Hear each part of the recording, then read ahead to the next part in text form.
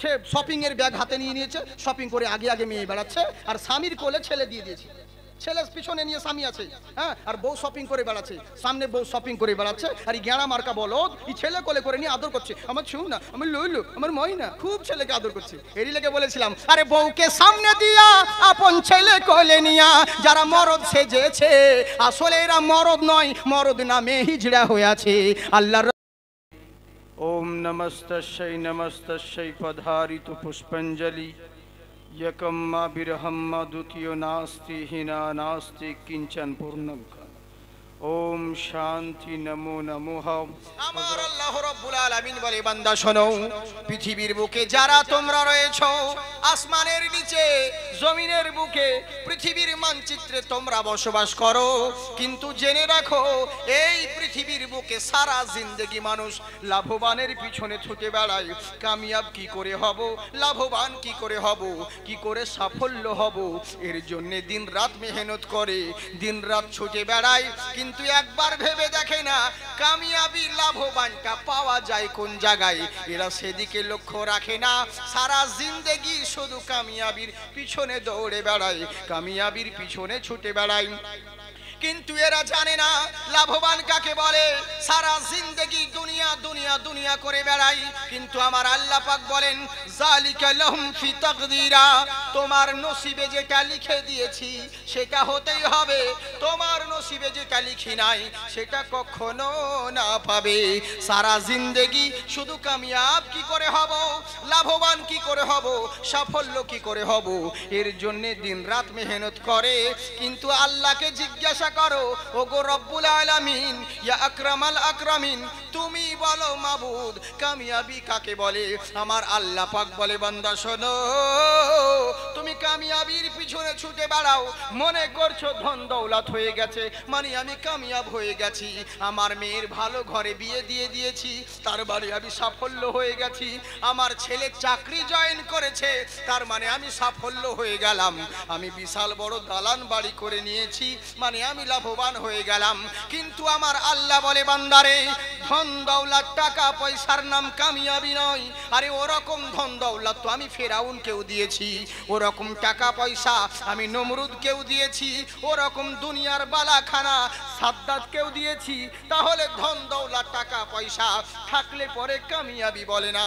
আল্লাহ তুমি বলো তাহলে কামিয়াব কারা? আল্লাহ পাক বলে, বান্দা শোনো, প্রকৃত লাভবান প্রকৃত কামিয়াব হলো তারা, ফামান তাবিয়া হুদায়া, যারা হেদায়াতের মধ্যে থাকলো। সুবহানাল্লাহ বলে। আমার কথা বুঝতে পারছেন? আমি তো ভেবেছিলাম অন্যভাবে বলবো, কিন্তু এত চলবে না, বুঝলেন তো? ভেবেছিলাম তো অন্যরকম, কিন্তু বুঝতে ব্যাপারটা হচ্ছে একরকম। দেখুন, সব বক্তার কাছে সব রকম মাইক দরকার নেই, যে কোনো মাইকে চলে যাবো, যে কোনো বক্তা হলে পরে, হ্যাঁ। আর ইনশাল্লাহ কি বলবো, যদি সেরকম ক্যাপাসিটি হয়, এখন ইন্টারনেটের জামানা, বলতেই বা কেন হবে এটা করো ওটা করো, বুঝেছেন? কারণ ওই একটা যদি স্পিকার থাকে ওতেই কাবু হয়ে যায়।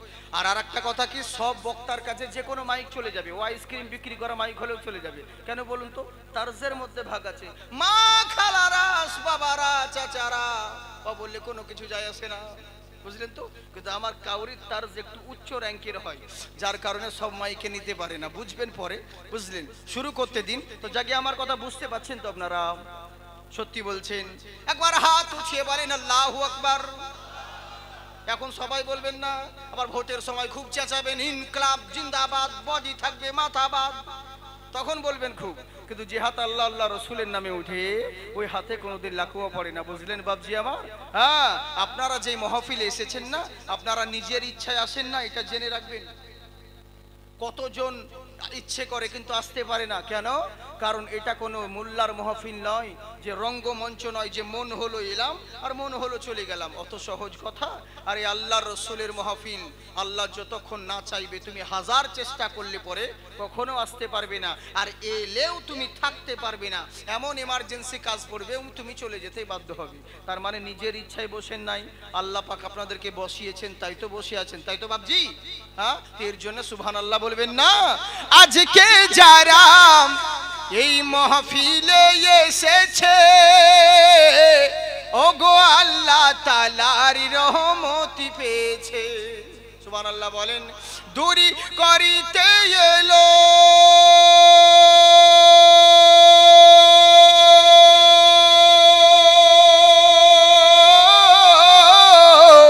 দূরি করিতে এলো এতিম দুঃখীর জ্বালা এলো মক্কাই মোদের নবী কমলিওয়ালা একবার মুহাব্বতে সবাই বলেন সুবহানাল্লাহ আরে বাড়বো তাহার ওই সম্মান বলো সাল্লু আলাইহি সালাম বলো সাল্লু আলাইহি সালাম বাতাসের টানে টানে কোকিলের গানে গানে ভাসে শুধু নবীর নাম বলো সাল্লু আলাইহি সালাম বলো সাল্লু আলাইহি সালাম তাই আমার আল্লাহ রাব্বুল আলামিন বলে বান্দা শোনো লাভবান কামিয়াবি প্রকৃত হলো তারা যারা হেদায়েতের মধ্যে থাকলো এবার হেদায়েত কি জিনিস হেদায়েত কাকে বলে হেদায়েতের মালিক কে বলেন তো আল্লাহ তাই বলে আল্লাহর উপর ছেড়ে দিবেন মানুষ দেখছি ওর ছেলে দিনের পর দিন নামাজ পড়ে না এমনকি জুম্মাও পড়তে যায় না ওর গার্জিয়ানকে বলছে বাবা আপনার ছেলেকে একটু শাসন করুন ও তখন বলছে কি করব হুজুর আল্লাহ যখন হেদায়েত করবে তখন হবে ছেলে মদ গাঁজা খেয়ে বেড়াচ্ছে ওর গার্জিয়ানকে বলছি ছেলেকে শাসন করুন বলে কি করব হুজুর দোয়া করুন আল্লাহ যখন হেদায়েত করবে তখন হবে ও ভেবেছে হেদায়েত ওর মামার বাড়ির আবদার যে ওর ঘরে ঢুকে হেদায়েত হয়ে যাবে জেনে রাখো আমার আল্লাহ হলেন হেদায়েতের মালিক তাই বলে আল্লাহর মজবুরি পড়েনি আল্লাহর জরুরি নয় কোনো বান্দার কাউরির ঘরে ঢুকে হেদায়েত করতে হবে তোমার মতন বান্দা এলেই বাকি তোমার মতন বান্দা না এলেই বাকি এতে আল্লাহর কিছু যায় আসে না এলে তোমার ভালোই হবে আর এলে তোমার না এলে তোমার খারাপই হবে জেনে রাখো এলে তোমার ভালাই না এলে তোমার খারাপই আল্লাহর কিচ্ছু যায় আসে না কিন্তু আমার আল্লাহ এখানে অপশন দিয়েছে বান্দারে আমি হেদায়েতের মালিক আমার জরুরি নয় কাউকে জোর করে হেদায়েত করার তবে হ্যাঁ কোনো বান্দা যদি আমার দিকে এক ধাপে গিয়ে আসে আমার কুদরত তার দিকে 10 ধাপে গিয়ে যাবে তো তোমাকে আসতে তো হবে তুমি আসবে না আর বলবে আল্লাহ যখন হেদায়েত করবে তখন হবে তো তেমনি কেলানি খাবে যখন বলবে মারলে কেন বলে দোয়া করো আল্লাহ যখন হেদায়েত করবে সেদিন আর খাবে না এই তো হচ্ছে ব্যাপার বুঝতে পারছেন কিন্তু হেদায়েত কি জিনিস হেদায়েত যারা পেল তারাই লাভবান হলো কেমন করে জেনে রাখবেন আপনি যদি হেদায়েত পেয়ে যান আপনি যদি আল্লাহর গোলাম হয়ে যান সারা দুনিয়া আপনার গোলাম হয়ে যাবে একটা কথা মনেই পড়ে গেল আমি বলেই দিই আপনাদেরকে রোম দেশ থেকে একবার নয় দুইবার নয় বরংবর একটা নয় দুইটা নয় হিন্স দেশ থেকে বারবার মক্কা মদিনাতে চিঠি পাঠানো হলো নবী মুস্তাফার পরে সিদ্দিক আকবর রাদিয়াল্লাহু তাআলা আনহু গদিতে বসলেন উনার পরে হযরত আমির আল মুমিনিন উমর ফারুক রাদিয়াল্লাহু তাআলা আনহু উনি গদিতে বসলেন উনার দরবারে মসনদে বরংবার চিঠি পাঠানো হলো ওগো আমির আল মুমিনিন আমাদের দেশে চুরি হচ্ছে আমাদের দেশে চামারি হচ্ছে লুটমার হচ্ছে ডাকাতি হচ্ছে ছিনতাই হচ্ছে রাহাজানি হচ্ছে আপনি এমন একজন যুবক দেখে কমান্ডার করে সাহাবীকে পাঠান যাতে আমাদের দেশের অন্যায় অত্যাচার দূর হয়ে যায় আমাদের দেশে অনেক অত্যাচার হচ্ছে একবার দুইবার নয় অনেকবার চিঠি পাঠালেন হযরত উমর ফারুক রাদিয়াল্লাহু তাআলা আনহু উনি করলেনটা কি উনাকে সময় দিতে লাগলেন বাবা শোনো জেনে রাখো উনি চিঠির উত্তর দিলেন তোমরা এতবার যখন বলছো তোমাদের দেশে যখন কোনো ভালো নেতাই নেই তাহলে আমি তোমাদেরকে একটা যোগ্য নেতা পাঠাবো উনারা লিখেছিল কি যে যুবক দেখে শক্তিশালী দেখে নেতা পাঠাবেন হযরত উমর ফারুক বললেন ঠিক আছে আগামী শুক্রবারের দিন জুম্মার দিন তোমরা অপেক্ষা করবে সেই দিন মদিনা থেকে আমি নেতা পাঠিয়ে দিব তোমাদের গভর্নর হাউসে চলে যাবে আমি একটু স্পিডে বলছি অসুবিধা হচ্ছে নাকি আপনাদের কেন বলুন তো ধীরে ধীরে আমি আমার কথা হচ্ছে যারা এই যে ইউটিউব ভাইরা এসেছে এরা আমার সম্পর্কে ভালো করে জানে হ্যাঁ কেন বলুন তো আমি বেশি সময় নিই না আমার কথা হচ্ছে আধা ঘন্টা বক্তব্য রাখি আর 1 ঘন্টা করি কিন্তু ওটাই যেন নিট ওয়াজ হয় কেন না ওই শুরু করব আমি অল্প বক্তব্য রাখি, বেশিক্ষণ রাখি না, 1 ঘন্টা 20 মিনিট, 1.5 ঘন্টা, 2 ঘন্টা খুব কমই হয়ে যায়, ব্যতিক্রম। এরকম বক্তব্য রাখি। লোকে বলে এত জলদি কেন ছেড়ে দেন হুজুর? হ্যাঁ, অন্য অন্য বক্তা তো 3 ঘন্টা 4 ঘন্টা বক্তব্য রাখে, কিন্তু ওরা জানে না যে ওদের 4 ঘন্টার আমার 1 ঘন্টা মেপে দেখো ওদের থেকে বেশি অজ হবে। কেন বলুন তো? এই যে শুরু করলাম আলহামদুলিল্লাহ নাহমাদুহু ওয়া নাস্তাইনুহু ওয়া নাস্তাগফিরুহু, খুতবা পড়তে পড়তে 10 মিনিট গেল। এবার লম্বা একটা গজল 4-5 বার যদি দরুদ পড়া হয় তো ওখানে তো 15 মিনিট গেল, বুঝলেন? এদিকে 40 মিনিট, 1 ঘন্টা শেষ। হ্যাঁ, অনেক কিছু ব্যাপার এবার আলোচনা করতে লাগলো। আপনারা খুব সুন্দর মাহফিল সাজিয়েছেন, কমিটির প্রশংসা, মওলার প্রশংসা, এদিক সেদিক করতে ওদিকে গেল, বাস শেষে দেখা যাচ্ছে ওয়াজের কোনো কিছুই নাই, যেটুকু বলছে ওই 40 মিনিটই। কিন্তু আমার ওটা নয়, আমি শুরুতেই অ্যাকশন নিই, বুঝেছেন? আমি ওরকম নয়, শর্টকাট, আম্মাবাদ লাকাল হামদি আল্লাহ আম্মাবাদ, চলো শুরু করো। তো এই হচ্ছে ব্যাপার। তো যদি স্পিডে বুঝতে অসুবিধা হয় তাহলে লুজ করে দেব, ঠিক আছে? হাত উঠিয়ে বলেন আল্লাহু আকবার, মাশাআল্লাহ। এবার করলো কি, বরংবার যখন চিঠি পাঠাতে হলো উমারে ফারুকের দরবারে, উনি বললেন আগামী জুম্মার দিনে তোমরা অপেক্ষা করবে, আমার নেতা তোমাদের কাছে পৌঁছে যাবে, তোমাদের নিকটে পৌঁছে যাবে। এবার দিন আসে রাত যায়, রাত আসে দিন যায়। এবার করলো কি, সবাই যখন ওই তারিখের সময় হয়ে গেল, জুম্মার দিন যখন চলে এলো, গ্রামের বাইরে রাস্তায় সবাই দাঁড়িয়ে মুখের কাছে দাঁড়িয়ে গেল। যেই রাস্তাটা গ্রামের দিকে যাচ্ছে, মানে যেই রাস্তাটা ধরুন গ্রামে ঢুকছে, প্রবেশ করছে, ওই মোড়ের মাথায় সবাই মিলে গ্রামের লোক দাঁড়িয়ে গেল। কিসের জন্যে? ওয়েলকাম জানানোর জন্যে, যে আজকে আমাদের মদিনা থেকে নেতা আসবে, তার স্বাগতম জানানোর জন্যে উনি করলেনটা কি, এবার দাঁড়িয়ে সমস্ত গ্রামের লোক ওই মহল্লার মোড়ের মাথায় দাঁড়িয়ে আছে, আমাদের নেতা আসবে, নেতা আসবে করে। এখনো সময় হঠাৎ করে একজন বয়স্ক মানুষ লাঠি ধরে হাঁটতে হাঁটতে বলে, বাবা তোমরা এখানে এত ভিড় করছো কেন? কি হয়েছে? ওরা বলছে তুমি জেনে কি করবে, তুমি কোথায় যাবে বলো? বলছে আমি তোমাদের গভর্নর হাউসে যাব। একটা বাচ্চা ছেলেকে বলছে, বাবা রে তোমাদের গভর্নর হাউস কোথায়? বলে ভেতরে আছে হুজুর। বলে তাই নাকি? বললে হ্যাঁ। বলে চলো আমাকে দেখিয়ে দিবে। এবার বাচ্চা ছেলেকে সঙ্গে করে নিয়ে যখন গভর্নর হাউসে পৌঁছালো, এবার গভর্নর হাউসে পৌঁছানোর সঙ্গে সঙ্গে বলছে, ছেলেটা বলছে হুজুর এই দেখুন এখানে আমাদের নেতা বসে, এটাই আমাদের গভর্নর হাউস। বলে তাই নাকি? বললে হ্যাঁ। বলে আচ্ছা বলো তো বাবা, ওই তোমাদের রাস্তায় দেখলাম মোড়ের মাথায় অতগুলো লোক কেন রয়েছে? কি হয়েছে বাবা? বলে আপনি বলবেন না, আজকে আমাদের মদিনা শরীফ থেকে নেতা আসার কথা, উমারে ফারুক পাঠাবেন, আর এরই জন্যে তার ওয়েলকাম জানানোর জন্যে সম্মানার্থে সবাই দাঁড়িয়ে আছে। বলে তাই নাকি? বলে বাবা রে তুমি ওদেরকে গিয়ে বলে দাও, তোমরা যেই নেতার জন্য অপেক্ষা করতে আছো ওই নেতা অলরেডি আগেই চলে এসেছে। সুবহানাল্লাহ। বলে চিন্তা করতে পেরেছেন? আমি একটা আওয়াজ বিভিন্ন রকম বিভিন্ন কোয়ালিটিতে বলতে পারি, শুধু শুনুন। হ্যাঁ কি বলছে দেখুন, ওই নেতা অনেক আগেই চলে এসেছে। আহারে, এরা অবাক হয়ে গেল। বাচ্চা ছেলে ওর কাছে গিয়ে বলছে, এই গ্রামের লোকেরা, বলে কি রে? বলে তোমরা যেই নেতার জন্য অপেক্ষা করছো ওই নেতা অনেক আগেই চলে এসেছে। গ্রামের লোক হয়রান হয়ে গেল, আমরা তো এখানে দাঁড়িয়ে আছি, কখন নেতা গেল রে? এখানেই তো দাঁড়িয়ে আছি, কখন নেতা চলে গেল? সত্যি তো, চোখের সামনে এখন দাঁড়িয়ে আছি, কখন নেতা গেল? নেতা গেলে বুঝতে পারবো না? আসলে আমাদের মতন তো নেতা নয় যে সামনে 10টা গাড়ি, পিছনে পুলিশের দড়ি, 1000 রকম বডিগার্ড। কেন বলুন তো? এদের ভয় আছে বলে এরা বডিগার্ড রাখে, চোর, বুঝলেন তো? কারণ অনেক রকম ব্যাপার রয়েছে, এদের ভয় আছে। ইনারা করলো কি, বডিগার্ড রয়েছে। কিন্তু ইসলামিক নেতা কেমন চিন্তা করে দেখুন। আহারে, কোনো বডিগার্ড নেই, কোনো কিছু নেই। আজকাল আমাদের নেতারা তো ভাবে যে মরবই না। সত্যি, কোন এক বক্তা বলছিল যে আমাদের নেতারা ভাবছে যে আজকাল মরবই না। কেন? বডিগার্ড আছে তো চারি সাইডে, AK-47 নিয়ে, কিছু হলে ধাঁধা করে উড়িয়ে দিবে কেউ যদি আক্রমণ করতে আসে। আল্লাহ বলছে বেশি বাড়াবাড়ি করিস না, তোকে জব্দ করার জন্য কোনো হাতিয়ার লাগবে না, কোনো কিচ্ছুরই প্রয়োজন নেই। 4 পিস কাঠ পিঁপড়ে, 20 পিঁপড়ে হয় না, লুঙ্গি তলে ভরে দেবো, বাস আপনি জব্দ হয়ে যাবেন। তাই বেশি বাড়াবাড়ি ভালো নয়। হ্যাঁ গো, যে মালিক হিরো করতে পারে সে জিরো করতে পারে।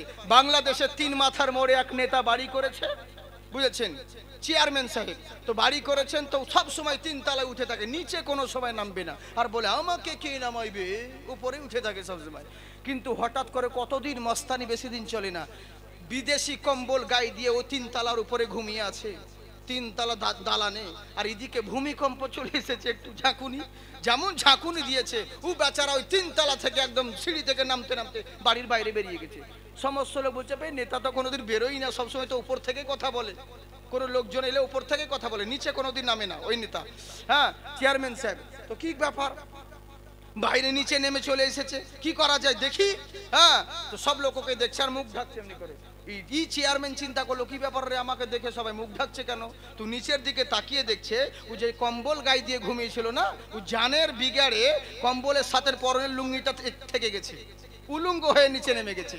তো বেশি বাড়াবাড়ি করো না, আল্লাহ চাইলে তোমাকে ন্যাংটা করে দুনিয়াতে মানে বেইজ্জত করতে পারে, হ্যাঁ নামাতে পারে, এই হচ্ছে ব্যাপার। কিন্তু তা তো নয়, আমাদের আল্লাহর উপর তো ভরসাই নাই বাপজি। জেনে রাখবেন, যেই মালিক হিরো করতে পারে না সে জিরো করতে পারে। চিন্তা করে দেখুন, যেমন বলছে সারাও, এ কেমন ইসলামিক নেতা রে, বুঝলাম না চোখের সামনে দিয়ে কখন চলে গেল, আমরা সবাই দাঁড়িয়ে আছি, আমরা তো বুঝতে পারছি না কি ব্যাপার রে, আমরা এটাই বুঝতে পারলাম না।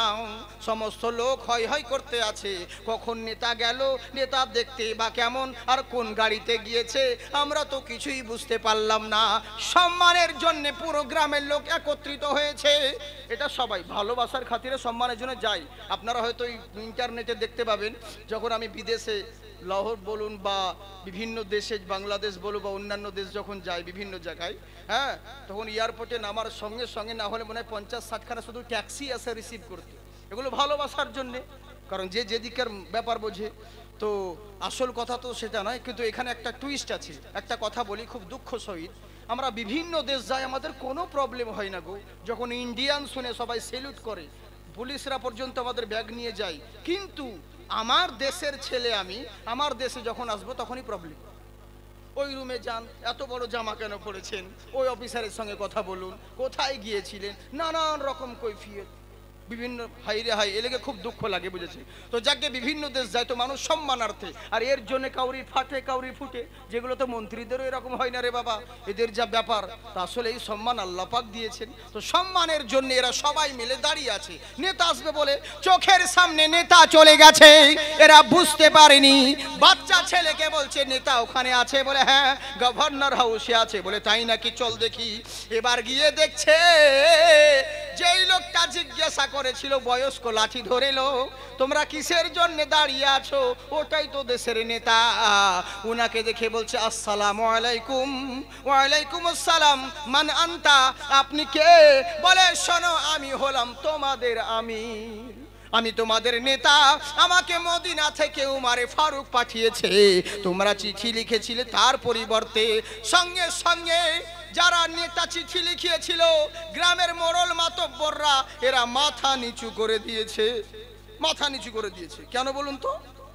যে বারবার বলেছিলাম যুবক দেখে শক্তিশালী নেতা পাঠাবেন, আমাদের দেশের অনেক রকম যা যা হয় সমস্ত কথা খুলে বলেছিলাম, আমাদের দেশের পরিস্থিতি সব কিছু বলেছিলাম। একটা যুবক দেখে শক্তিশালী নেতা পাঠাবে, আর এমন লোককে নেতা করে পাঠিয়েছে যে নিজেই ঠিক মতন দাঁড়াতে পারে না, লাঠির ভর করে চলে, ওকে ধাক্কা দিলেই তো নিজেই পড়ে যাবে, আর এই লোককে নেতা করে পাঠিয়েছে। মন খারাপ হয়ে গেল, কিন্তু কিছু করার নাই, যে উমারে ফারুক রাদিয়াল্লাহু তাআলা আনহু পাঠিয়েছেন। সঙ্গে সঙ্গে মাথা বেঁধে নিলেন, বলেন হুজুর আপনাকে আমির বলে গ্রহণ করলাম। বলছে শোনো, আজ থেকে আমার তোমার উপরে কথা রয়েছে কিছু। বললে কি হুজুর? বললে শোনো, আজ থেকে আমি তোমাদের আমির, আমি তোমাদের নেতা, আমি যা বলবো তোমাদেরকে শুনতে হবে, আমিরের কথা শোনা হলো ওয়াজিব। বলেন হুজুর জো হুকুম মেরে আকা। বললে শোনো, আজকের পর থেকে আমার দেশে কেউ যেন চুরি চামারি না হয়, আজকের পর থেকে এতদিন যা করার করেছ, আমার দেশে থাকাকালীন আমি যতদিন থাকবো কোনোদিন যেন আর ছিনতাই না হয়, লুটমাট না হয়, মানুষের প্রতি অত্যাচার না হয়, যদি হয় তাহলে কিন্তু এর পরিণতি খারাপ হবে। নাম্বার 2, আজকের পর থেকে তোমরা এশার নামাজ পড়ে যে যার বাড়ি চলে যাবে, আর বাড়ির বাইরে বেরোবে না। ফজরের নামাজের সময় বাড়ির বাইরে বেরোবে। আর যদি তোমরা বেরিয়ে পড়ো, যদি খারাপ উদ্দেশ্যে বেরাও, রাত্রিবেলায় রাত্রের সময় যদি বাড়ির বাইরে বেরো, আমি বললাম তোমাদেরকে কেউ জিন্দা বাড়ি ফেরত যেতে পারবে না। মালিক হুকুম দিচ্ছেন, কিন্তু সবাই মাথা নিচু করে মানছে, শুনছে। কিন্তু যারা ডাকাত চোর এরা মুচকি মুচকি হাসছে। কেন বলুন তো? এ কোন আমির রে যে নিজেই ঠিক মতন চলতে পারে না, লাঠির ভর করে চলে। ও আমাদেরকে বড় বড় বাতিলা ধরছে বলে কেউ বাড়ি যেতে পারবে না। ওকে তো ধাক্কা দিলে ফেলে দিব। আর আমাদেরকে হুকুম করছে যে রাত্রিবেলায় কেউ বাড়ির বাইরে বেরোবে না, যদি বেরো তো জিন্দা ফেরত যেতে পারবে না। ওর কি শক্তি আছে রে? এসব কথা তো ওর মুখে মানায় না। এই ডাকাত লম্পটেরা মুচকি মুচকি হাসতেছিল, কিন্তু এরা জানে না। আরে শোন, পৃথিবীর বুকে জয়লাভ হতে গেলে, লাভবান হতে গেলে, কামিয়াবি হতে গেলে যদি কোনে রাখো সব জায়গায় জয়লাভ হব, তাহলে কোনো মানি গুণী নামি দামির প্রয়োজন নেই, ইমানি শক্তির প্রয়োজন আছে। ইমান শক্তির প্রয়োজন আছে। আল্লাহ পাক বলেন, ওয়ালা তাহিনু ওয়ালা তাহজানু ওয়া আনতুমুল আলাউনা। বান্দারে, তোমরাই হবে জয়ী, তোমাদেরই হবে উচ্চ শির, সব জায়গায় তোমরা জয়লাভ হবে, সম্মানের উচ্চ শিখরে তোমাদের নাম থাকবে। কিন্তু শর্ত হলো একটা, ইন কুনতুম মুমিনিন, তোমাদেরকে মুমিন হতে হবে। বুঝলেন? যদি ইমানদার হও তাহলে সব জায়গায় লাভবান হবে। ইমানি শক্তির কাছে আর কোনো শক্তি নাই। কেমন করে? আপনারা জানেন, বানি ইসরাইল কওমের একজন আবিদ বান্দা ছিলেন, দিনরাত আল্লাহর ইবাদত করতে পছন্দ করতেন, সারা রাত্রি ধরে আল্লাহর ইবাদত করতেন। কিন্তু করলো কি, উনি জমিনের বুকে দেখছে উনার চোখের সামনে কয়েকজন বান্দা মিলে এরা একটা গাছের উপাসনা করে, গাছের পট্ট করে। এর মনে দুঃখ হয়ে গেল, কি ব্যাপার রে, আমরা আল্লাহর জমিনে থাকছি, আল্লাহর খাচ্ছি, আল্লাহর পড়ছি, অথচ আল্লাহকে বাদ দিয়ে মোল্লাকে উপাসনা করে। এটা কেমন করে সম্ভব? আমি কাকে গিয়ে বলবো, আর কে আমার কথা শুনবে? আমি তো গরিব, আমাকে সবাই ভ্যালু দেবে না, আমার মর্যাদা দেবে না, কাকেই বা নিষেধ করব? কে আমার কথা শুনবে? কেউ শুনবে না। এর চাইতে ভালো কাউকে বলবো না, আমি চুপি চুপি যাব, গিয়ে গাছের গোড়ায় কেটে দিব, শিরক করা বন্ধ হয়ে যাবে। এই চিন্তা করলো। বুঝলেন? আমার কথা বুঝছেন বাপজি? সত্যি তো? বলবো না ছেড়ে দেব? বলবো। কারা কারা শুনবেন না হাত উঠান। শুনবেন না? হ্যাঁ, ওরকম হয়ে যায়। হ্যাঁ, জোশে পড়ে ওরকম হুঁশ খায় মানুষ। অনেক জায়গায় জালসাতে বলে, মৌলানা বলেন সুবহান আল্লাহ, আর পাবলিক বলছে তুফান আল্লাহ। মানে ওর ধ্যান তুফানের দিকে আছে যে। তো এই তো হচ্ছে ব্যাপার। কি আর বলবো আপনাদের, না ধ্যান ভালো আছে। আপনারা ভালো মানুষ, আমরা আশরাফুল মখলুকাত, তাই তো বাবজি? আমরা সর্বশ্রেষ্ঠ মানুষ, তাই কি না? পৃথিবীর যত সৃষ্টি আছে সব থেকে আমরাই তো সর্বশ্রেষ্ঠ। শুধু জুতো চুরি করি তাই, বাকি আমরাই তো ভালো মানুষ, আমরাই সর্বশ্রেষ্ঠ মানুষ। তো অসুবিধে নেই, ভালো মানুষ, অসুবিধে নেই। আল্লাহ আপনাদেরকে ভালো রাখুক। সে কে বলেছিল না যে আমার ছেলে খুব ভালো গো, কোনো নেশা ভাঙ করে না। মানে মেয়ে দেখতে গিয়ে বলছে, ছেলের তারিফ করছে, আমার ছেলের কোনো খুঁত পাবে না। যেখানে যাও লোকদেরকে জিজ্ঞাসা করো, আমার ছেলের নামে কেউ একটা বদনাম দিতে পারবে না। কোনো জুয়া খেলা নাই, কোনো বদ অভ্যাস নেই, কোনো নেশা ভাঙ কিচ্ছু নেই। শুধু মাঝে মধ্যে মদটা খায় তাই, বাকি কোনো নেশা ভাঙ করে না। বুঝলেন তো? তো সেই হচ্ছে ব্যাপার আমাদের। আমরা খুব ভালো মানুষ, খুব সুন্দরভাবে জালসা শুনি, মাঝে মধ্যে তালকানা হয়ে যায় তাই। এটাই হচ্ছে প্রবলেম। যাজ্ঞে সোনামুখী একবার মন দিয়ে শুনুন, একবার দুই হাত তুলে আল্লাহকে দেখান, বলে আল্লাহু আকবার। জি, নূর নবীজির শান শোনো মুসলমান, নাজিল হলো জিনার প্রতি 30 পারা কোরআন। সুবহানাল্লাহ বলেন। আল্লাহ কোরআনে বলেন নবীজির শানে, বাড়ালাম সম্মান তোমার দোনো জাহানে। আল্লাহ কোরআনে বলেন নবীজির শানে, বাড়ালাম সম্মান তোমার দোনো জাহানে।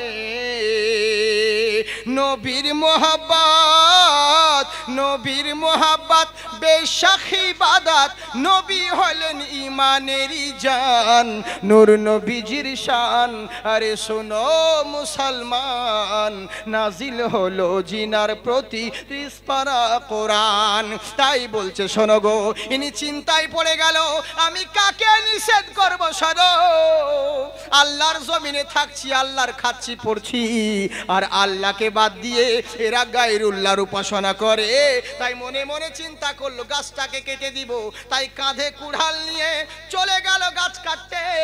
এবার গাছ কাটতে যেমন যাওয়া, সামনে শয়তান দাঁড়িয়ে গেছে মানুষের ভেষ ধরে, মানুষের রূপ ধারণ করে। মন দিয়ে শুনুন, যতটুকু বলবো লাখ টাকার চাইতে দামি কথা।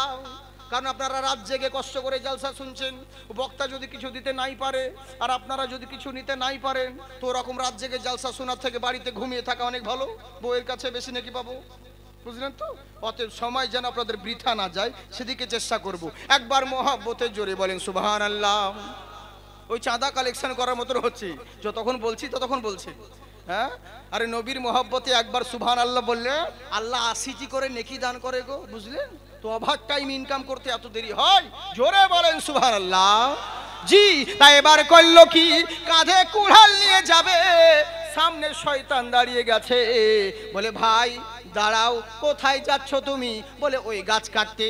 বলে কেন কাটবে? বলে আচ্ছা তুমি বিচার করে বলো, কেন কাটবো না? আল্লাহর জমিনে থেকে আল্লাহকে বাদ দিয়ে কেন গায়রুল্লাহকে পুজবে? এরই লেগে গাছ কাটতে যাচ্ছি। তখন সেই বলতে আছেন শোনো, শয়তান বলছে আমি তোমাকে যেতে দেব না। আবিদ বান্দা বলছে না আমি ছাড়বো না, আমি যাব। শয়তান বলছে দেব না, ই বলছে না আমি যাব। তখন এবার শয়তান যুক্তি করলো, এক কাজ করো, তুমি যখন জোর করছো একটা কাজ করো। বলে কি করতে হবে? বলে যুদ্ধ আরম্ভ করো, কুস্তি আরম্ভ করো, তোমার সঙ্গে আমার লড়াই হবে। কুস্তি করে যে জিতবে সেই গাছ কাটতে যাবে, আর যদি হেরে যাও তাহলে যেতে পারবে না। বলে ঠিক আছে, কোনো ব্যাপার নেই। কিন্তু শয়তানের সঙ্গে কি পারে? কখনো পারবে না।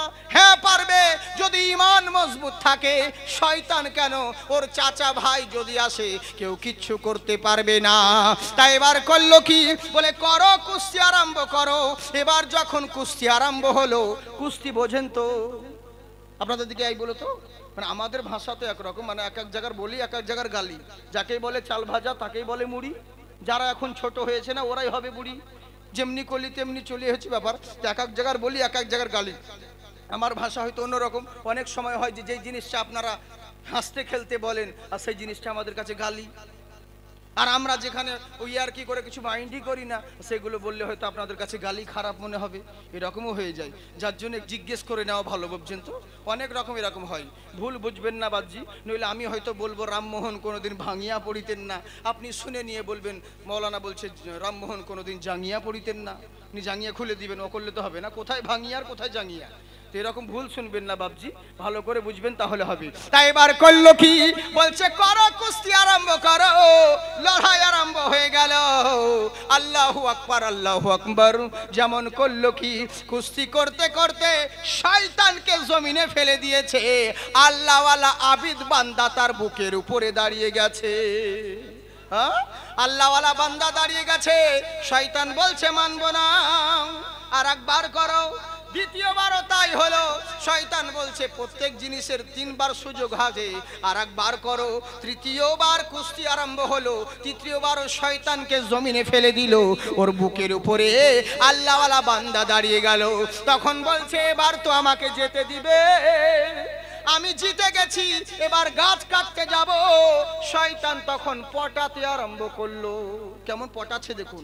বলে দেখো ভাই, তুমি গরিব মানুষ, অন্য কেউ হলে বলতাম না। তুমি গরিব, তোমার উপরে আমার মায়া আছে, এর জন্য তোমাকে বলছি। কারণ তুমি কিসের ঝামেলায় পড়তে যাচ্ছ? কোথায় ঝামেলায় পড়বে? তোমার বউ ছেলে আছে, আজ যদি তোমার কিছু হয়ে যায় তোমার বউ ছেলেকে কে দেখবে? আমাকে যদি কেউ জিজ্ঞাসা করে আচ্ছা গাছটা কাটলো কে, আমি তো মুসলমান, আমি তো মিথ্যে কথা বলতে পারবো না, আমি তো তোমার নাম বলে দিব, কারণ মিথ্যে কথা কোনোদিন বলিনি ভাই। বুঝলেন কেমন টুপি পড়াচ্ছে দেখুন। হ্যাঁ, আমি বলে দিব তোমার নাম, ওরা তোমাকে মেরে দিবে, তোমার বউ ছেলেকে কে দেখবে? তার মানে বাদ দাও, এক কাজ করো, বাড়ি চলে যাও। বলে না যাব না। বলে তুমি কি কাজ করো? বলে আমি জঙ্গলে কাঠ কাটি। বলে তাই নাকি? বলে আর ইবাদত করো কখন? বলে রাত্রি বেলায়। শয়তান বলছে আজ থেকে তোমাকে কাঠ কাটতে হবে না। বলে তাহলে খাবো কি, সংসার চালাবো কিসে? শয়তান বলছে শোনো, আজ থেকে কাজ করতে হবে না, আল্লাহ আমাকে বহু ধন সম্পদ দিয়েছে, আমি প্রত্যেক দিন 2টো করে দিরহাম তোমার বাড়িতে পৌঁছিয়ে দিব, একটা দিরহামে তোমার সংসার চলবে আর একটা দিরহাম জমে যাবে, তুমি আরামে এসে থাকবে। আগে রাত্রে ইবাদত করতে, এখন এবার দিনে রাত্রি মিলে আল্লাহর ইবাদত করবে। বুঝলেন? শয়তান পটাচ্ছে, এই দেখছে ভালোই হলো রে, কাজ করতে হবে না, দিনে রাত্রে এবার আল্লাহর ইবাদত করব। কিন্তু জানে না বে ইবাদত হলো আমল, আর তুই যেই কাজটা করতে যাচ্ছিল ওটা ঈমান আকীদা, ঈমান আগে আমল পরে। কিন্তু ই বুঝলো না, শয়তানের কথাই মেনে নিল।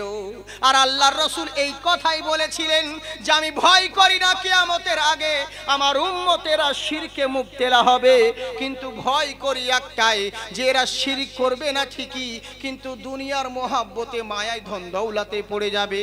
আজকাল তাই হয়েছে বাবা।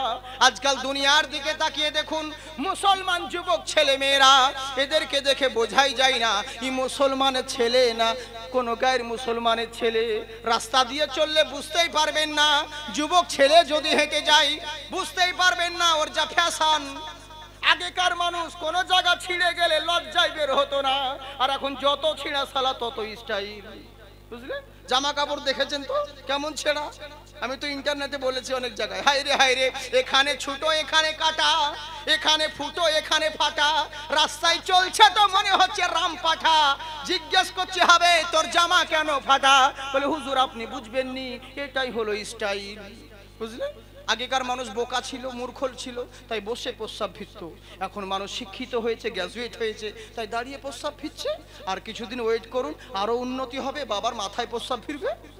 যতদিন যাচ্ছে উন্নতি হচ্ছে, উন্নতির যুগ তো। এই তো হচ্ছে অবস্থা। কি বলবো দুঃখের কথা, শুধু ছেলেদেরকে বললে হবে না, মেয়েদের কম নয়। রাস্তায় চললে বুঝতেই পারবেন না যে সেলিম যাচ্ছে না সেলিমা যাচ্ছে। হ্যাঁ, মেয়েরা নাই মনে হয় এখানে, নাই বলতে সুযোগ পাচ্ছি, মানে ওরা পর্দায় আছে না, জালসা তলায় পর্দা। হায় রে পর্দা, এ কি পর্দা হলো? আচ্ছা বুকে হাত দিয়ে বলেন তো, সালা গোটা রাস্তা মেলায় উদম হয়ে বেড়ালো গো, আর জালসা তলায় শুধু পর্দা। হ্যাঁ, একে পর্দা বলে না গোপাল জর্দা বলে? হ্যাঁ, নামকে বাঁচতে পর্দা করবে তো সব জায়গায় করো, শুধু এই নামধারী শুধু জালসা তলায় পর্দা। কে বলেছিল? রাস্তা ধারে গোসল করছে, রাস্তার ধারে গোসল করছে, মেয়েকে দাঁড় করিয়ে দিয়েছে, বলে মা দেখতো, কেউ এলে বলবি। কে দেখতো? গলার শব্দ পাচ্ছে, বলে মা। সেরা কুতুব চাচা, বলে কুতুব আসুক, ওই পাড়া বাড়ি, তোদের চাচা হচ্ছে, আসুক। আর একবার দেখতো মা কে আসছে, বলে মা সেরাজুল, বলে সেরাজুল ওই লোকমানের বাপ, তোদের দাদা হচ্ছে, আসুক, অসুবিধে নেই। আর একবার দেখতো মা কে আসছে, বলে মা মৌলানা সাহেব, তাড়াতাড়ি কাপড়টাকে এমনি করে নি ঢাকছে, কেন আমরা তোর ভাসুর হই? হ্যাঁ, মৌলবি কি তোর ভাসুর না শ্বশুর হয় যে গোটা দেশের লোকের সামনে বেপর্দা হলি, আর মৌলানার সামনে পর্দা হচ্ছে? এটা কোথাকার পর্দা? কে বলেছিল তোকে যে মৌলবীর সামনে পর্দা করতে হয়? আবার কতজন বলে জানেন মেয়েরা, যে কেমন মৌলানার লোক, রাস্তা দিয়ে যাচ্ছে তো একটু গলার শব্দ করে না, মেয়ে ছেলে কেমন অবস্থায় থাকবে না থাকবে, বাড়ির ভিতরে গেলে মৌলানাকে এভাবে ডাইরেক্ট চলে আসে, একটু গলা খ্যাঁকর দিতে হয় না, গলার শব্দ তো করতে হয়, কেন মৌলানা কি অ্যাসিস্ট্যান্ট রেখে মাইক নিয়ে বেরোবে নাকি? সাবধান হোগো মা বোনেরা, এখন মৌলানা বেরোচ্ছে, এখন থাকো। হ্যাঁ, তোর হুঁশ নেই কেমন করে থাকতে হবে? হ্যাঁ, তুই জানিস না মুসলমানের মেয়ে কেমন করে থাকতে হয় না হয়? এই হচ্ছে ব্যাপার। কি আর বলবো বাবজু সোনামুখী, এই তো দেশের পরিস্থিতি। হক কথা বললে টক লাগে, কিন্তু দুঃখ করবেন না, যেদিন ধাক্কা খাবেন আর সেই দিনকেই পাক্কা হবেন। আমাদের দিকে গুদা বাংলায় বলে, যেদিন ঠুকুন খাবে না সেই দিনকে চিকন হবে। তো এই হচ্ছে ব্যাপার, বুঝলেন? অসুবিধে হচ্ছে, আপনাদের কষ্ট হচ্ছে কি? কিন্তু না, এটাই হচ্ছে দেশের নিয়ম, কিন্তু বলতে আমরা বাধ্য। হায় রে পর্দা। কিন্তু আমাদের ওয়াজ করাতে এখন পর্দা হচ্ছে, অনেক জালসাতে ওয়াজ করে করে এখন আমাদের পর্দা হচ্ছে। কিন্তু আফসোস হলো একটা, যার পর্দার দরকার ছিল তাকে পর্দা করে না। হ্যাঁ গো, আচ্ছা বলুন তো বাবজি, 60 বছরকার বুড়ি নানি আর পাশে 16-17 বছরকার জোয়ান নাতনি, পর্দার কার জরুরি বেশি, নানির না নাতনির? নাতনির দরকার বেশি। আর ও বুড়ি যদি আমাকে 1000 বার আই লাভ ইউ বলে আমার কিচ্ছু যায় আসে না, আর ওকে আমার বলতেও মন চাইবে না, তাই তো? পর্দার ওর নাতনি, কিন্তু নাতনিকে উদাম করে নিয়ে যাচ্ছে, আর এই বুড়ি বোরখা পরে ইন্ডিকেটর শুধু বের করে ন্যানো গাড়ির মতন পিট পিট পিট করে হাঁটছে। হ্যাঁ, চিন্তা করে দেখুন, যেই জিনিস খাওয়ার সেইগুলো উদম, রসগোল্লা তেল বলুন, এগুলো সব উদম হয়ে আছে। আর যেটা খাবার নয় আলকাতরা টিন, এমন পর্দা যে ছেনি হাতুড়ি দিয়ে ঠুকতে হয়। এই তো হচ্ছে ভাই, যেখানে পর্দার প্রয়োজন ছিল সেখানে পর্দা করে না, আর যেখানে পর্দার দরকার নাই সেই জায়গায় করছে। আর এই মেয়েরা বেফালতু, মেয়েরা যে বেপর্দা হয়ে ঘুরে বেড়াচ্ছে, এর মূল দায়ী কোনো মৌলবি নয়।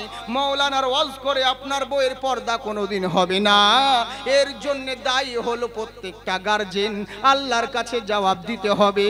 তুমি কেমন মুসলমান হে, কিসের মুসলমান তুমি কি জানো না? আল্লাহ রাসূল বলেন, আদ-দাইয়ুসু লা ইয়াদখুলুল জান্নাহ।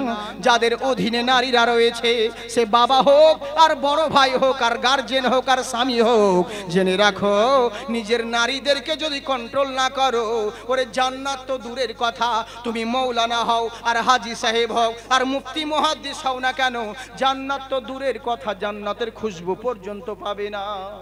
বুঝলেন তো? এই তো হচ্ছে ব্যাপার। কিন্তু কাকে বলবো দুঃখের কথা? আমরা তো তা নয়, শুধু মৌলানাকে ছেড়ে দিলাম, মৌলানা সাহেব এখন যত পারবে ওয়াজ করবে, কিন্তু আমরা করব না। আপনাদেরকে মরদ হতে হবে, আপনারা শাসন করুন। একবার খালি বলে দেখবেন, ওই যদি বেপর্দা হয়ে ঘুরে বেড়াস না, তোর বুকে 5 চাপি আজান দিব, দেখবেন মেয়েরা সুধরে যাবে। হ্যাঁ গো, কিন্তু আপনারা তো বলবেন না।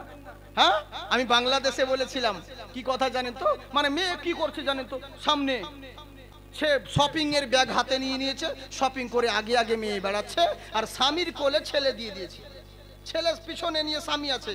হ্যাঁ, আর বউ শপিং করে বেড়াচ্ছে, সামনে বউ শপিং করে বেড়াচ্ছে, আর এই গেঁড়া মার্কা বলদ এই ছেলে কোলে করে নিয়ে আদর করছে, আমার ছু না, আমার লুলু, আমার ময়না, খুব ছেলেকে আদর করছে।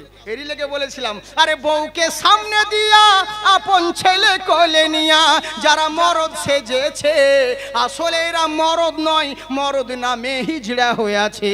আল্লাহর রাসূল বলেন, শোনো, তোমাদের অধীনে নারীরা রয়েছে, ওদেরকে কন্ট্রোল করতে যদি না পারো, কখনো জান্নাতের খুশবু পর্যন্ত পাবে না। কিন্তু আমরা দুনিয়ার মোহে পড়ে রয়েছি, কে বা মুসলমান নর, কে বা মুসলমান নারী, আমরা আল্লাহ রাসূলের সুন্নতের কেউ তাওয়াক্কা করি না। শুধু সারা জিন্দেগি দুনিয়া দুনিয়া দুনিয়া দুনিয়া করে মরে বেড়ালাম। সারা দিন হলো, রাত্রিবেলায় কোনো রকম ঘুম হলো আর না হলো, আবার সকাল বেলায় উঠে আবার দুনিয়া দুনিয়া দুনিয়া করে ছুটে বেড়ালেন, কিন্তু ভেবে দেখলেন না যে দুনিয়ার পিছনে দৌড়ে বেড়াচ্ছেন ওই দুনিয়া আপনার নয়। আল্লাহ যেটা দিয়েছেন ওতেই শুকরিয়া আদায় করেন, আল্লাহ যেটা দিয়েছেন ওতেই খুশি তালাব করেন। জেনে রাখেন, আল্লাহর যদি শুকরিয়া আদায় করতে পারেন, আল্লাহ আপনাকে আরো নিয়ামত দ্বিগুণ বেড়ে দিবে। আপনার কি মনে নাই শেখ সাদী রহমাতুল্লাহর কথা? উনাকে বিদেশের লোক নিমন্ত্রণ করেছিল, হে শেখ সাদী, তোমাকে আমার দরবারে আসতে হবে। উনি গোসল করে পাঞ্জাবি পরে মাথায় পাগড়ি পরে উনি চিন্তায় পড়ে গেলেন, হায় রে আল্লাহ, কি করব গো, আমি লোকের বাড়ি যাব, নামি দামি লোকরা খেতে যাবে, দামি দামি লোক সেখানে আসবে, আমিও যাব, কিন্তু আমার পরনের যে জুতো নেই, আমাকেই পরে যাব, আমাকে তো খালি পায়ে যেতে হবে। আল্লাহ, তুমি আমার উপরে এমন অভিমান, আমার উপরে এমন কপাল করেছো, পরনের জুতো আমার নেই, এমন ভাগ্য তুমি করেছো, পরনের টাকা পর্যন্ত নেই যে বাজারে কিনে হয়তো পরে জুতোখানা যাব, এই যোগ্যতাও আমার নাই। আল্লাহর উপর অভিমান করতে লাগলো। আমরাও যেমন করি, ওর হলো আল্লাহ, আমার কেন হলো না, ওকে এই দিলে, আমার কেন দিলে না। আমাদের মুসলিম তো হিংসাতেই শেষ হলো, এই জাতি তো হিংসাতেই শেষ। ও হিংসা কেন করবে? দোয়া করো, আল্লাহ ওকে দিয়েছো যা, ওর থেকে আরো দ্বিগুণ দাও, আর ওর সাদকাতে তুমি আমাকেও দাও, যে আল্লাহ ওকে দিতে পেরেছে সে তোমাকেও পারবে। তাই তো বাবজি? কিন্তু তা নয়, শুধু ভাবছেন যে আপনাদের মধ্যে হিংসে, তা নয়, আমাদের মধ্যেও আছে। জিজ্ঞেস করে দেখবেন জাকির হোসেন কেমন, বলে ও শালা ভণ্ড। হ্যাঁ, ওই বক্তা কেমন, কেন বলুন তো? প্রত্যেকের মধ্যে শুধু এই হিংসের কারণে আমাদের এই সমাজের অবস্থা হচ্ছে, বুঝলেন? তাই এবার করলো কি, অভিমান করতে লাগলো, আল্লাহ এমন কপাল করেছো, এমন নসিব করেছো, পরনের জুতো আমার নেই, কি পরে যাব? কিন্তু কি করবে, অনেকক্ষণ সময় হয়ে গেল, খালি পায়েই বেরিয়ে পড়লেন রাস্তার দিকে। এবার কিছু দূর যেতে না যেতে, কিছু দূর যেতে না যেতে হঠাৎ করে দেখলোটা কি, কিছু দূর যেতে না যেতে একটা হ্যান্ডিক্যাপ বান্দা রাস্তার এই পার থেকে ওই পার যাচ্ছে, ঘামাগুড়ি দিতে দিতে, ধুলোয় গড়াগড়ি দিতে দিতে যাচ্ছে, এইভাবে ধুলোয় গড়তে গড়তে যাচ্ছে। আর শেখ সাদি রহমাতুল্লাহ আলাইহি বলছে, আরে এই বেকুব, এইভাবে তুমি ধুলোয় গড়াগড়ি দিচ্ছ কেন? তুমি ধুলোয় গড়াগড়ি দিচ্ছ কেন? আর জানেন, কিছু কিছু প্রশ্ন আছে বাবা, প্রশ্ন করার পরেই মনে হয় যে আমার প্রশ্নটাই তো ভুল, তো সঠিক অ্যান্সার কি করে পাবো? তাই তো বাবজি, কেউ যদি প্রশ্ন ভুল করে তো ও সঠিক অ্যান্সার কি করে ওকে দিবেন বলুন তো? আর আজকাল আমরা মানুষ প্রশ্ন করতে খুব ভালো জানি, আমাদেরকে কত জায়গায় প্রশ্ন করে লোকে, বুঝলেন? জি জি জি, হ্যাঁ, কত জায়গায় প্রশ্ন করে, বুঝলেন? কতজন আমাদেরকে প্রশ্ন করে, হুজুর বলেন তো মুসা নবীর নানির নাম কি? আবে তোর বাবার নানির নাম কি তুই বলতো দেখি? তুই নিজের বাবার নানির নাম জানিস না, তো মুসা নবীর নানির নাম জানে তুই কি করবি? তোর বিয়েতে লাগবে না, কোনো তাবিজে লাগবে না, মরাতে লাগবে? বল, কোনো কিছুরই প্রয়োজন নেই, উল্টো পাল্টা প্রশ্ন। আবার কেউ বলে হুজুর বলেন তো প্রশ্ন কেন করছে না? তো মৌলবীদেরকে চেক করার লিগে। তো আমরা প্রশ্ন কিছু কিছু ভুল ভাল করি, তো কি করে অ্যান্সার সঠিক পাবেন, বুঝলেন? তাই এবার করলো কি, উনি প্রশ্ন করার সাথে সাথে চিন্তায় পড়ে গেলেন, এরে যা, আমি তোকে ভুল জিজ্ঞাসা করেছি। তখন ওই প্রতিবন্ধী হ্যান্ডিক্যাপ লোকটা বলছে, হুজুর গো, এই শেখ সাদি আপনি এত বড় আল্লামা, এত বড় মুহাদ্দিস হয়ে এইটুকু দেখতে পাচ্ছেন না? আপনার কি চোখ নেই? বলে কি হয়েছে? বলে আপনি আমাকে বলছেন ধুলোয় গড়াগড়ি কেন দিচ্ছি? আরে আপনার তো পা রয়েছে, তাই হেঁটে হেঁটে বেড়াচ্ছেন, আমার তো পা দুখানা নেই, কোমর থেকে উপরের দিকটা আছে, আমার নিচে দিকটা নেই, তাই আমাকে এক জায়গা থেকে আর এক জায়গা যেতে হলে পরে, জায়গা পরিবর্তন করতে হলে পরে ধুলোয় গড়তে গড়তে যেতে হবে। কেননা তখনকার জামানায় হুইল চেয়ারের সিস্টেম ওঠেনি, কোনো আবিষ্কার ছিল না, তাই ধুলোয় হামাগুড়ি দিতে দিতে পার হতে হবে, নইলে কাউকে কোলে ছেড়ে নিয়ে যেতে হবে, তাছাড়া কোনো অপশন নেই। তাই শেখ সাদি, এরই জন্য আমি ধুলোয় গড়াগড়ি দিচ্ছি, আমার শখ মনে জাগেনি। সঙ্গে সঙ্গে শেখ সাদি রহমাতুল্লাহ আলাইহি উনি সেজদায় পড়ে গেলেন, ও গো রব্বুল আলামিন, ইয়া আকরামাল আকরামিন, মাবুদ গো, তুমি আমাকে ক্ষমা করো, তুমি আমাকে মাফ করে দিও। কেননা একটু আগে আল্লাহ আমার বাড়ির ভিতরে থেকে তোমার উপর কত অভিমান করছিলাম, কত দুঃখ করছিলাম, কত রাগান্বিত হচ্ছিলাম।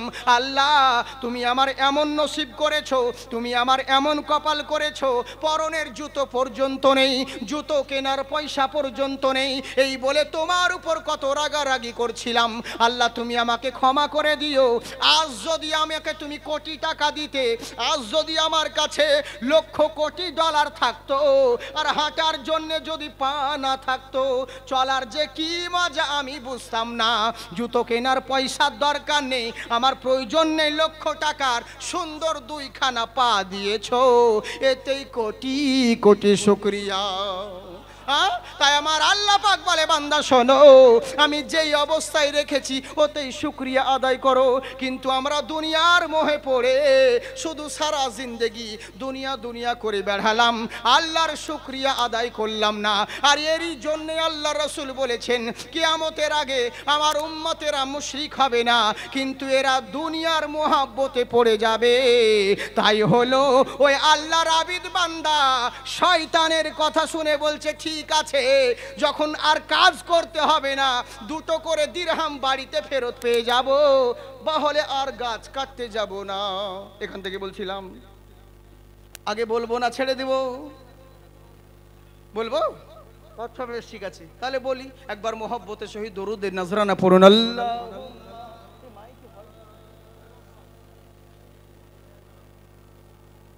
গজল বলার মাইকে তো নেই, তো গজল কি বলবি?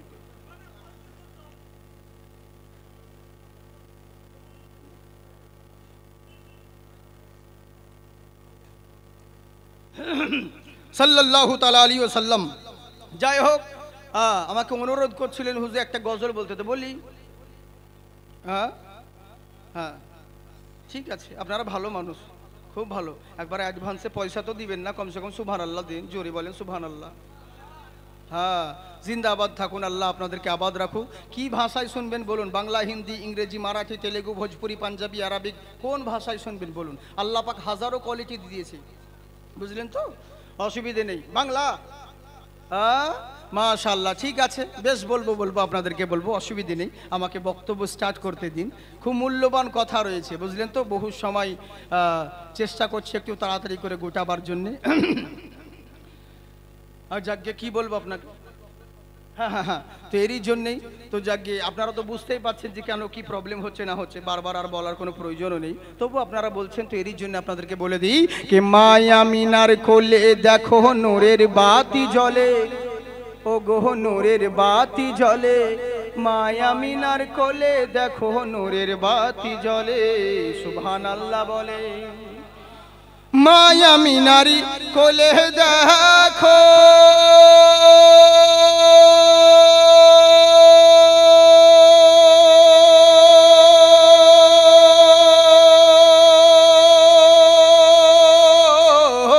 মায়া মিনারি কোলে দেখো নূরের বাতি জ্বলে, ও গো নূরের বাতি জ্বলে, আর ছুটে এসে ফেরেশতারা দেখছে দলে দলে, ছুটে এসে ফারিস্তারা দেখছে দলে দলে, মায়া মিনার কোলে দেখো নূরের বাতি জ্বলে, ও গো নূরের বাতি জ্বলে, আর ছুটে এসে ফারিস্তারা দেখছে দলে দলে।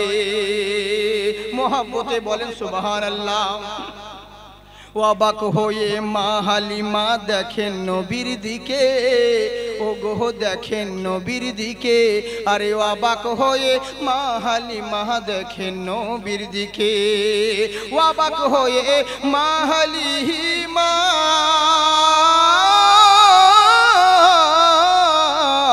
অবাক হয়ে মা হালিমা দেখেন নবীর দিকে, ও গো দেখেন নবীর দিকে, আর শিশু নবী শুয়ে শুয়ে চাঁদের সাথে খেলে, মায়া মিনার কোলে দেখো নূরের বাতি জ্বলে, ও গো নূরের বাতি জ্বলে, ছুটে এসে ফারিস্তারা দেখছে দলে দলে।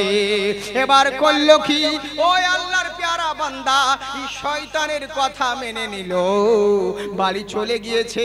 একদিন হয়ে গেল, একদিন পয়সা পেয়েছে, দ্বিতীয় দিন কিন্তু আর পয়সা নেই, তৃতীয় দিন সেই একই কথা, চতুর্থ দিন দেখলো আর একটা দিন দেখি, চতুর্থ দিনেও কিন্তু পয়সা আর পেল না। শয়তানের ওয়াদা কি সত্য হয় বাবজি? কখনো সত্য নয়, অথচ আল্লাহ পাক হলেন ইন্নাকা লা তুখলিফুল মিয়াদ, আল্লাহর ওয়াদা কখনো ভঙ্গ হয় না। অথচ মানুষ আল্লাহর ওয়াদার পিছনে না দৌড়ে বেরিয়ে মোল্লার পিছনে ছুটে বেড়ায়। কিন্তু চিন্তা করে দেখুন ওই আবিদ বান্দা করলো কি, 3 দিন পর পর যখন পয়সা পেল না, চলে গেল আবার গাছ কাটতে, যে আজকে কারো কথা শুনবো না, আজকে কারো কথাই শুনবো না, গাছ থেকে আজকে কেই ফেলবো দেখি। 3 দিন পয়সা দিল না, এবার করলো তাকে যেমন পরস্পরই গাছ কাটতে আবার গিয়েছে, আবার সামনে শয়তান দাঁড়িয়ে গেছে, বলে কোথায় যাচ্ছ তুমি? বলে গাছ কাটতে যাচ্ছি। বলে যেতে দেব না। বলে না, আমি আজকে কারো কথা শুনবো না। বলে কেন গাছ কাটবে? বলছি এরই জন্যে গাছ কাটবো, আল্লাহকে বাদ দিয়ে কেন গায়রুল্লাহর উপাসনা করে।